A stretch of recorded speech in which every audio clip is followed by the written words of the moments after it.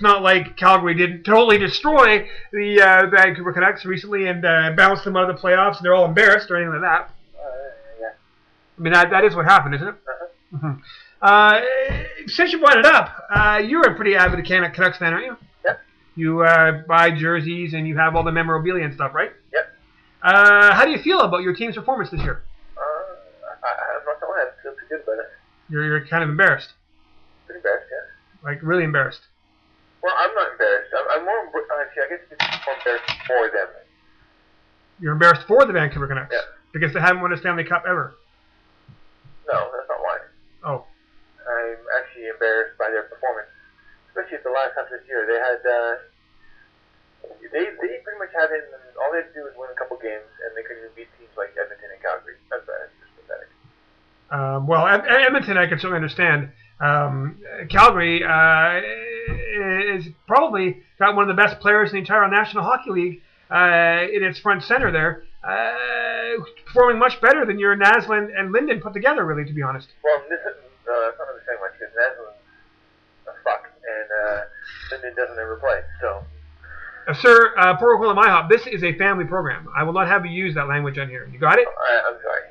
Now, just because the Vancouver Canucks are shit is no reason to hold it against the players themselves. I mean, don't you think they tried as hard as they could for you guys? I would like to say yes, but after I've had the privilege of watching the vast majority of the games that the Canucks played, and there was a lot of them where I was like, what the hell is going on here? Yeah, you know, you can use the injury excuse, you can use whatever excuse you want, but the fact of the matter is a lot of them just, their heart wasn't in it. So you feel then kind of a little ripped off by this? Being that we... How do you explain the 7-1 thrashing by the Calgary Flames, though? The last game of the season, we're already out. Why would we care about it? Well, pride, maybe. Are you saying your team doesn't have any pride? No, they don't have any pride. Oh, well, how could they have pride? Well, very few of them have pride, I should say. Guys like Willie Mitchell and Alexander Burrows and Roberto Luongo, those guys have pride. Not so much anyone else. No. Oh. So, I mean, this is quite possibly the most abysmal showing by the Vancouver Canucks in recent memory. Would you agree or disagree? Well, I've seen worse years, but... Really? Could you give me an example of a worse... I've been watching the Canucks since before '94, right? They've been around a long time, and they've sucked a great many years. I agree with that statement. But, I mean, in recent memory, can you remember a season going so horribly wrong? Not last season, but the season before was pretty much the exact same as this season. But they didn't make the playoffs? No. Oh. That seems to happen a little bit to you guys, doesn't it? Yeah. Whereas Calgary has made the playoffs the last 4 years in a row. Yep.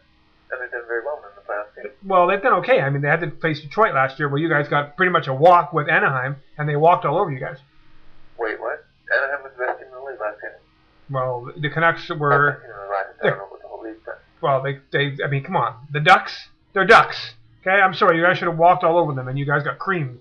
We, on the other hand, we're actually playing the best team. I'm sorry?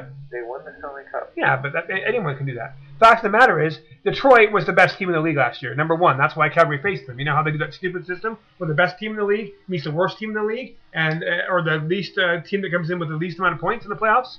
It was Calgary facing Detroit, and we almost beat them. And unlike your goalie, that Luongo guy, Kiprusoff doesn't take days off to be with his children. Ooh, okay. Pwned.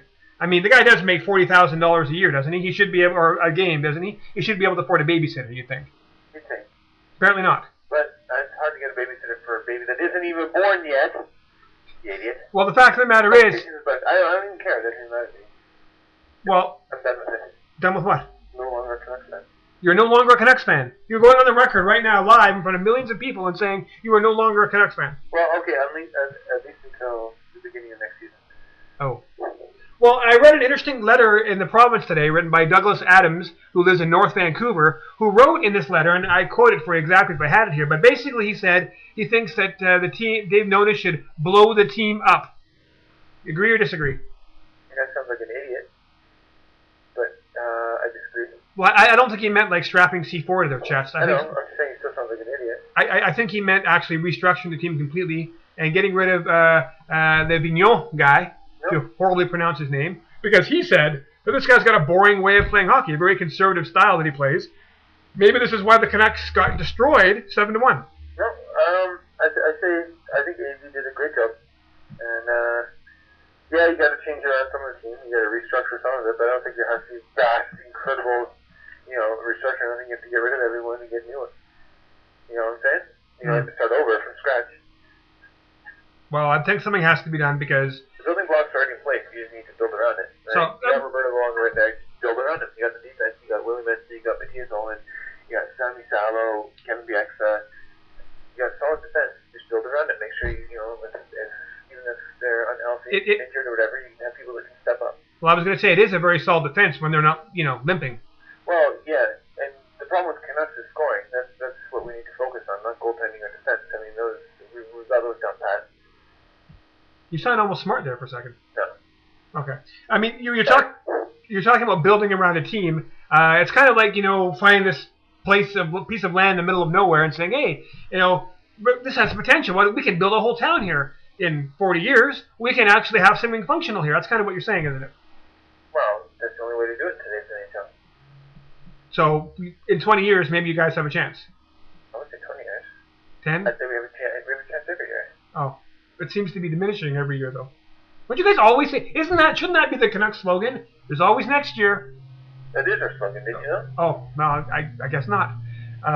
So you're no longer a Canucks fan. Do you have anything you want to say to Trevor Linden? Should he come across this video on YouTube? Just that he's the most remarkable player to ever suit up in a Canucks uniform, and thank you. And you don't want to say anything to Jerome McGillna, who gave him a nice handshake at the end of the game and called all the Calgary Flames out from the dressing room to show him the proper respect as a classy NHL player on a classy team does? Not only is Jerome McGillna a classy player, but he's also probably found the greatest player in the NHL. So maybe you should become a Calgary fan.